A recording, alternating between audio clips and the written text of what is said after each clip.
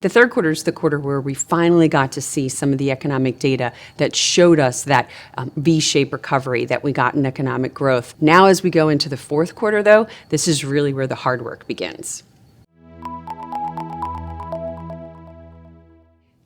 So what we saw in the third quarter was that as the global economy really started to rebound, so did the performance of the different asset classes. First of all, in the equity market, when you look at this chart, we saw the second consecutive gains in the MSCI All Country World Index. But this time it was led by the emerging markets, specifically in Asia. And that was because we had some better economic data out of Asia. When you look at the US, we saw that growth versus value dichotomy continue.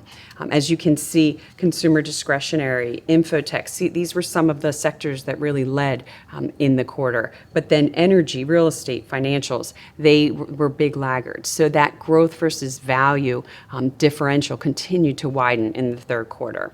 From the fixed income perspective, you saw bonds supported by what the Federal Reserve has been doing, by buying a variety of different investments onto their balance sheet. So you saw every major fixed income sector rally, specifically those credit sectors, the higher yielding credit sectors, as investors were searching for yield. One of the other big turnarounds was in the commodity market.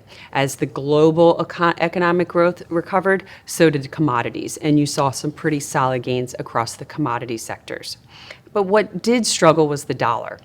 The dollar has been a multi-year run rally, and we've now started to see some weakness in the dollar, primarily because of the amount of money that we've been spending to get economic growth back up and running after the pandemic.